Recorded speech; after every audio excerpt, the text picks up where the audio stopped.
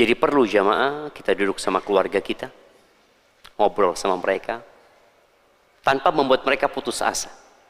Dengan cara menanamkan bahwa Allah menjamin rezeki kita. Allah mencukupi hambanya. Wa ma min dabbatin fil ardi illa 'ala Allahi rizquha. Tidak ada satupun yang melata di muka bumi ini kecuali Allah yang menanggung rezekinya. Tapi kita disuruh untuk berusaha. Maka setelah kumpul sama keluarga, terus terang, yang kedua, cari solusi. Jadi memang ada perbedaan antara orang sukses dengan orang sukses dalam sisi ekonomi ya. Dengan orang miskin yang dapat fulus. Rata-rata kalau orang miskin dapat fulus itu, dia lebih konsumtif. Beli ini, beli ini, beli ini. Tidak berpikir bagaimana duit ini dikelola. Hampir nggak ada. Yang ada belanja. Ya udah dapat fulus, mamanya dapat zakat. Oh beli ini, ya bibi. Ini uang nggak selalu datang. Makanya Umar bin Khattab radhiyallahu taala anhu, bagaimana dia sebagai seorang pemimpin mendidik rakyat. Ketika datang ke rumahnya Abu Sabia apa ya? Salah seorang dari sahabat tanya Umar bin Khattab, berapa tunjanganmu yang diberikan oleh pemerintah? Bayangin ya, pemerintah Islam itu memberikan tunjangan kepada rakyatnya. Khawatir Umar, tunjangan ini membuat mereka berleha-leha, bersanteria. Maka Umar tanya, berapa tunjanganmu? 2.500 dirham. Ini uang yang cukup banyak. 2.500 dirham ini ya hampir 1 kilo emas. Jadi 1 tahun dia dapat kira-kira kalau sekarang duit ini 2,5 M. 1 tahun dia, tunjangan. Kata Umar bin Khattab radhiyallahu taala anhu, engkau putar uangmu. Engkau belikan ternak, engkau belikan kebun, bercocok tanam. Sebelum datang pemimpin-pemimpin nanti yang tidak lagi memberikan tunjangan yang cukup. Artinya tetap kita harus berpikir seperti itu. Mencari usaha lain ya. Jangan cuma menghabiskan. Sebagian kita yang dapat gaji, ya udah dia berpikir akan makan dari gaji sampai mati. Nanti ada yang benak dia pensiunan. Loh, engkau coba berpikir, nih uang dibuat apa? Bukan hanya disimpan. Kalau disimpan uang itu nggak berkembang. Tapi dibuat usaha. Waduh, kalau usaha Ustaz bisa gagal. Ya iyalah. Kalau engkau nggak mau gagal, riba, deposit, engkau nggak akan rugi dari sisi finansial. Tapi engkau mendapatkan laknat Allah Azza wa Jalla. Makanya dalam Islam itu, uang itu nggak boleh didiamkan. Dibekukan itu bukan solusi untuk masalah ekonomi.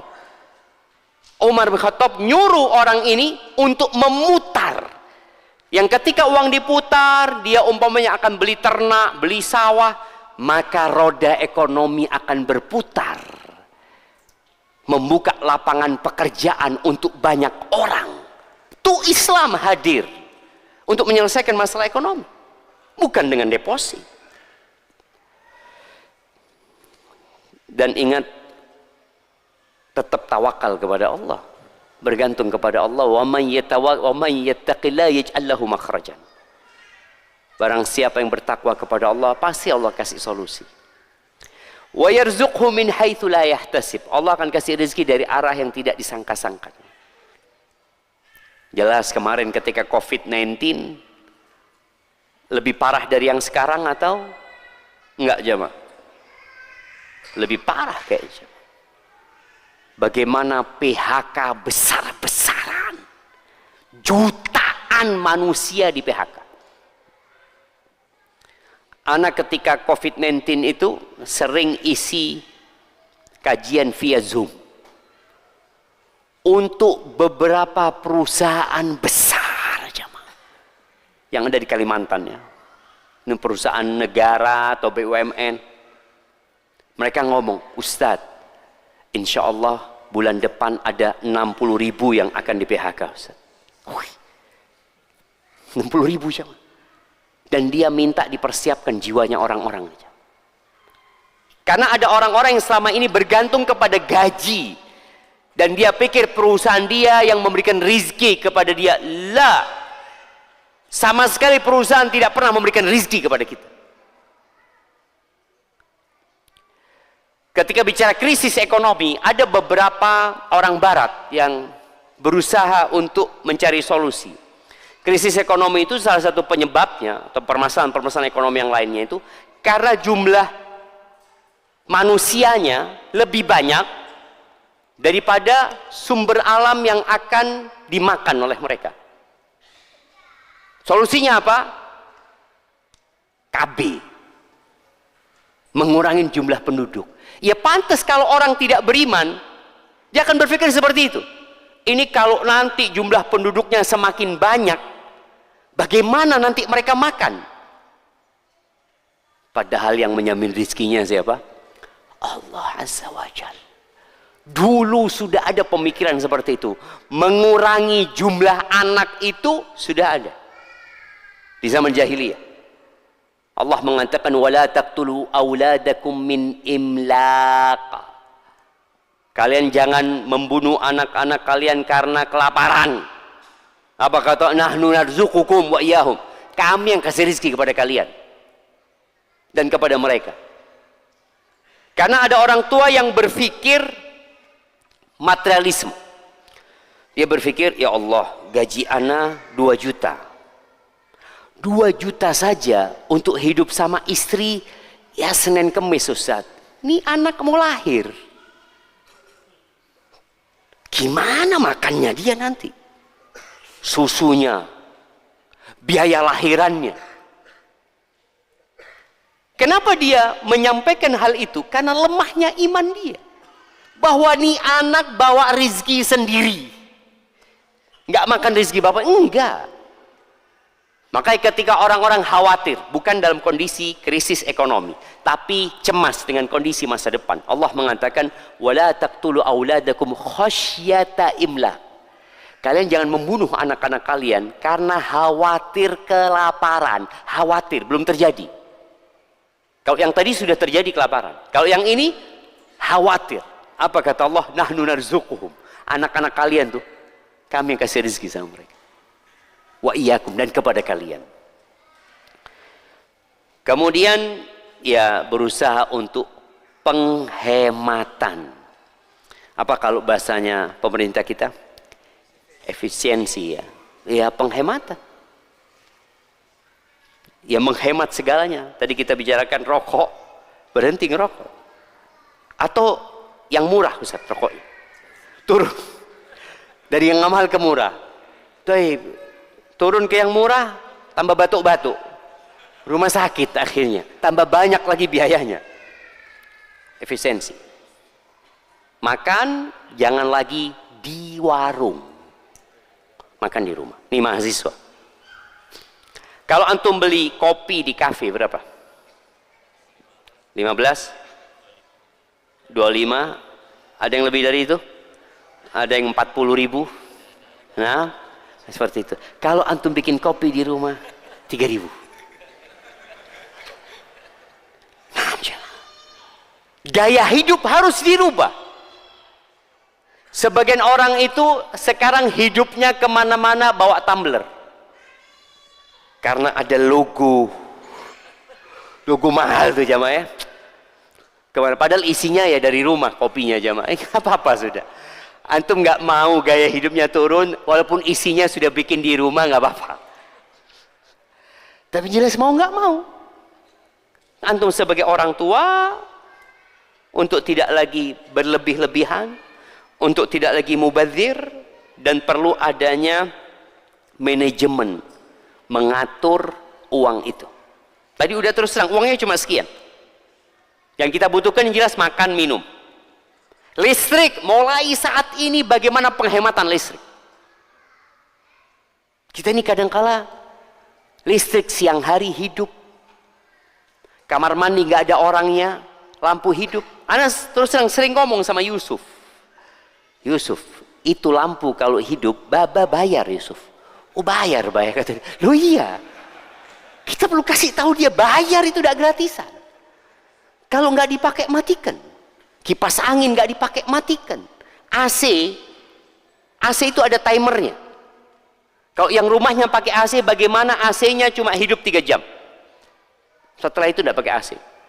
Kepanasan Ustaz, sholat malam. Bangun. Kepanasan sholat malam. Karena udah panas. Artinya kita perlu jemaah.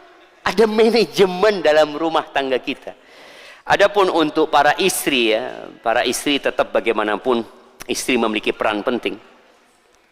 Karena tanpa bantuan istri, ya kita akan berantem terus sama anak-anak kita nanti.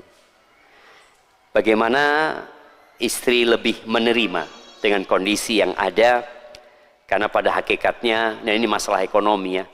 Nabi alaihissalatu wasallam mengatakan, laisal ghina an kathratil arad. Kekayaan itu bukan dengan banyaknya harta benda. Enggak. Walakinnal ghina ghinan nafas. Tapi kekayaan itu kekayaan jiwa. Menerima kondisi yang ada. Yang biasanya makan ayam tiap hari, paling enggak sekarang makan telur. Sama aja, apa sih bedanya telur sama ayam? Ayam itu dari telur, apa telur dari ayam?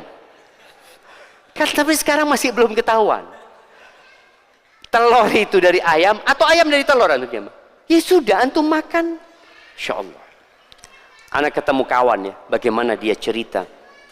Anak Ustaz, telur itu anak bikin dadar. Anak bagi 3 atau 4 dia cerita.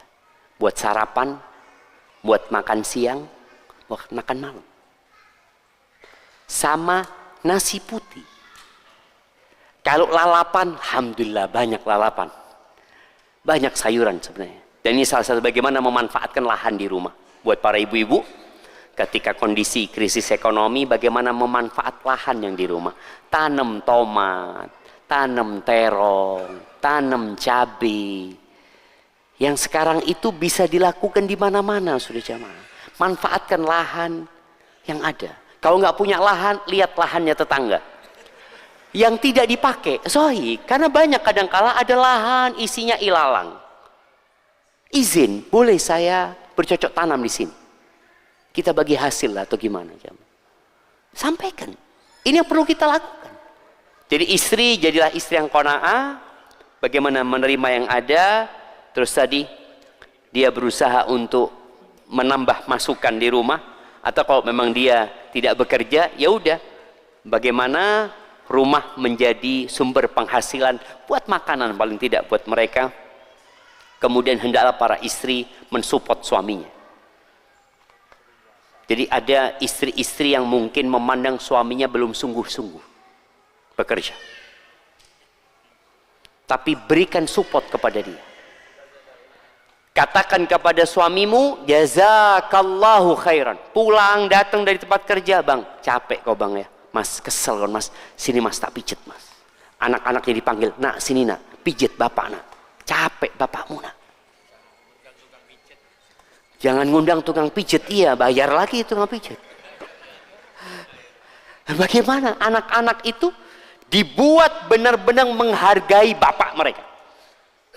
Nak, bapakmu datang, capek bapak, lelah. Jangan malah bapaknya ditanya yang macam-macam. Kok malam pulang? Pikiri bapak ini leis duit ya, kayak mulai sore. Malam karena nggak dapat. Ada sebagian orang subhanallah jamaah yang dia harus menanti rizki itu. Tapi tadi disampaikan oleh MC bahwasanya rizki itu bukan hanya fulus ya. Ada banyak rizki Allah yang lain. Tapi kemudian buat anak-anak kita nih, khususnya para santri, para mahasiswa yang jauh dari orang tua, yang kerjaannya cuma WA, ayah, Akhir bulan sudah. Uangnya habis. Token sudah bunyi. Atau macam-macam. Tolong antum ikut merasakan kondisi krisis ekonomi. Sehingga antum pun hidup di sini tanpa pengawasan orang tua dengan lebih hemat. Kemudian memperbanyak istighfar. Karena itu termasuk yang membuka pintu-pintu rizki. Jangan bergantung sama manusia. Rasul sallallahu alaihi wasallam mengatakan, "Man nazalat bihi faqah." Barang siapa yang terkena krisis ekonomi, fa anzalaha bin nas, lalu krisis itu dia gantungkan kepada manusia. Yang punya saudara sama saudaranya, yang punya kerabat sama kerabatnya, yang punya sohib sama sohibnya.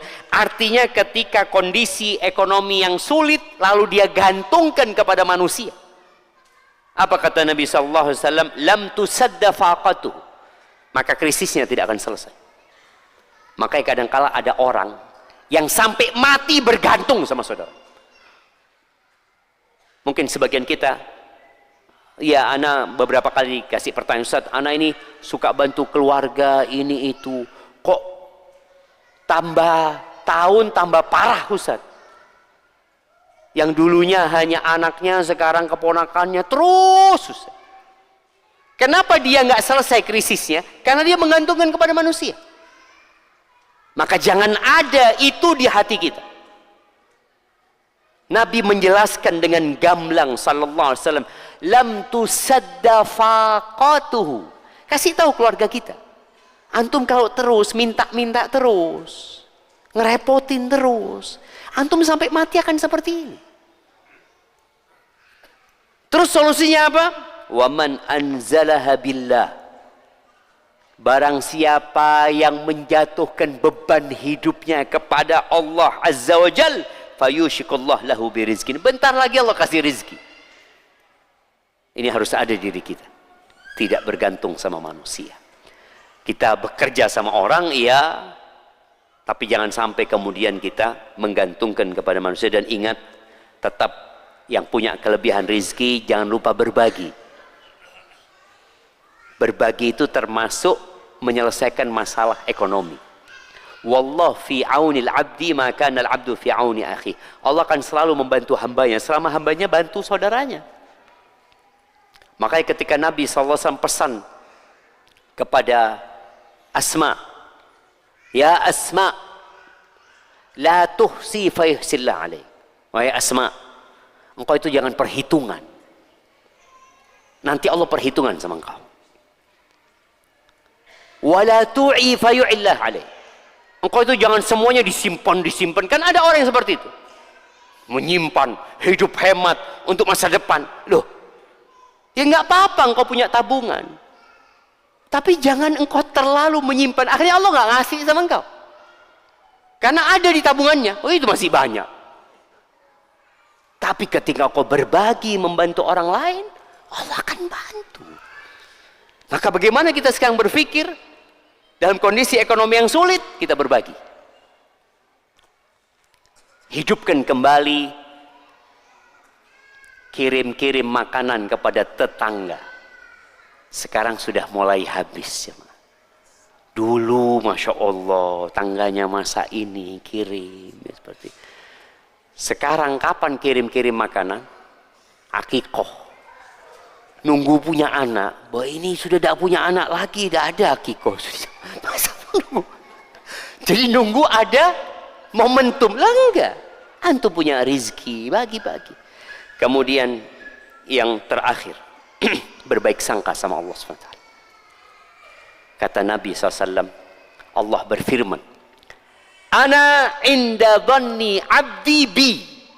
Aku tergantung prasangka hambaku kepadaku, kata Allah Azza wa Jalla. Falyadhunna bi ma syaa. Hendaklah dia berprasangka kepada aku, terserah dia. Barakallahu fiik. Maka berusaha kita kondisi ekonomi ini pada hakikatnya untuk mendekatkan kita kepada Allah Subhanahu wa taala, supaya kita tahu bahwa yang memberikan rezeki adalah Allah. Laksanakan tugas kita sebagai kepala rumah tangga, laksanakan tugas kita sebagai masyarakat, sebagai rakyat. Apa yang harus kita berikan kepada pemimpin, kita berikan. Urusan pemimpin, ya mereka nanti akan dihisap oleh Allah subhanahu wa ta'ala.